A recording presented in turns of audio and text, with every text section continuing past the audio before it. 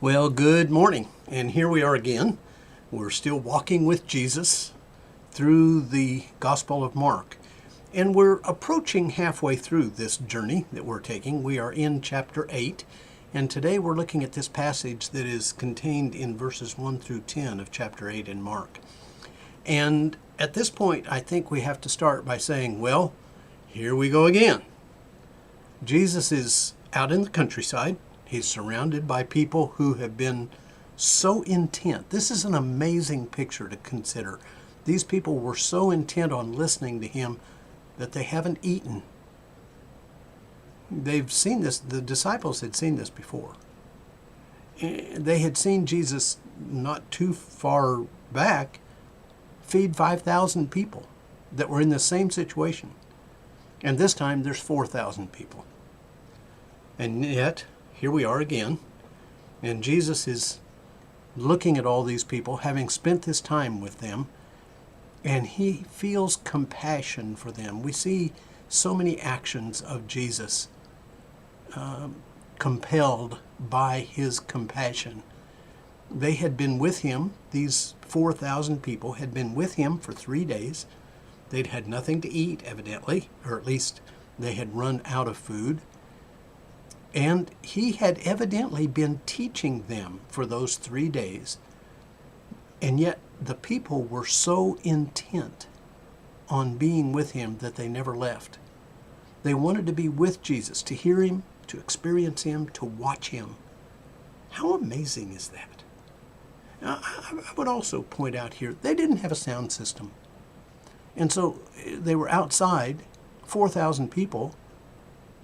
Now, maybe there was some circumstance that would allow them to all hear at once. I don't know, but under normal circumstances, he could be heard by a few people at a time, and evidently, maybe he just wound his way through the crowd, and the crowd was so engaged with him that they could not leave. They were willing, they were so anxious to hear him that even when it meant skipping eating and sleeping outside and staying away from home for 3 days, that's okay because they were with Jesus. It also says that Jesus was concerned about them because some of them had come from a great distance. Now, how did he know that? Now, there is the possibility, yes, maybe he just knew, okay. On other occasions, he knew about people's lives. But maybe he knew about this because maybe he'd been talking to people. Maybe in his intermingling with the people through those 3 days, he'd been talking to them individually. And maybe he was learning about the people. And when you learn about people, all the more it is likely that your compassion is going to be stirred to do something for them. But here they were. They were out in the wilderness. It's described as a desolate place. They were without food. They didn't have anybody out there to plan a fellowship meal for them. Okay? And yet they were unconcerned about all those physical things because they were with Jesus. But Jesus was concerned. He knew of their physical needs, and he knew that he could not ignore those needs. But then again, we see his disciples seem to be without a clue as to what's going on. They ask him, where will anyone be able to find enough bread here in this desolate place to satisfy these people? Now, again, these disciples had already seen him feed 5,000.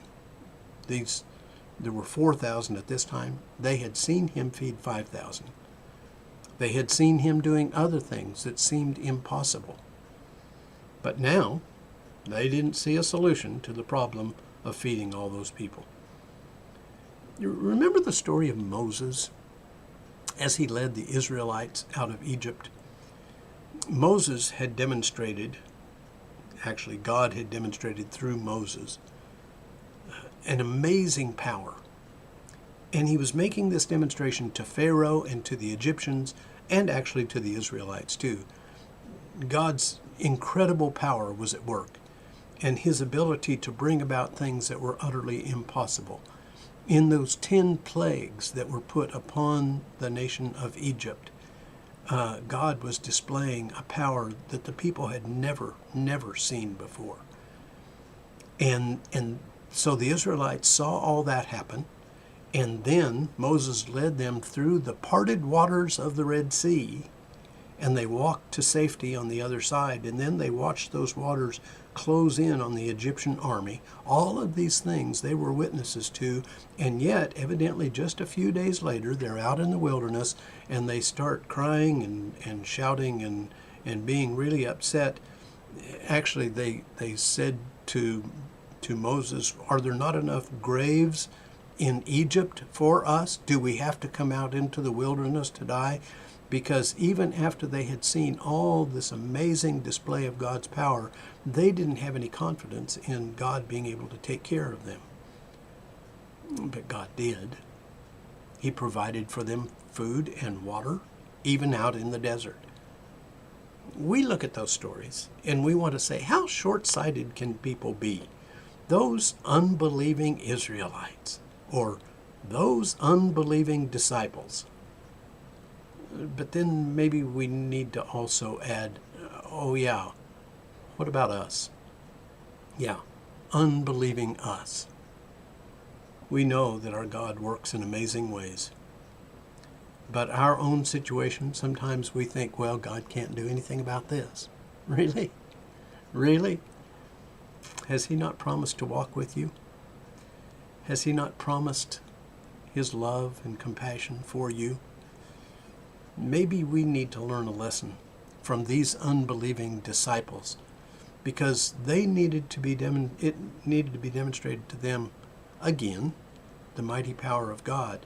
But as it was demonstrated to them, they finally learned. Can we not also learn from their experience and know that our mighty God is still at work, and this compassion of Jesus still pours out upon his people today?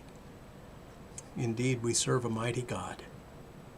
I hope today you go forth knowing that if there's a major something that you're facing out there, God's equipped you to handle it. Does God give you anything that you can't handle? Well, I think sometimes he does give us things that we can't handle. But he doesn't ever give you anything that he can't handle.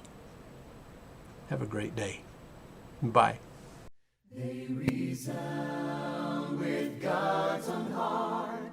Oh, let the ancient words impart. Words of life, words of hope.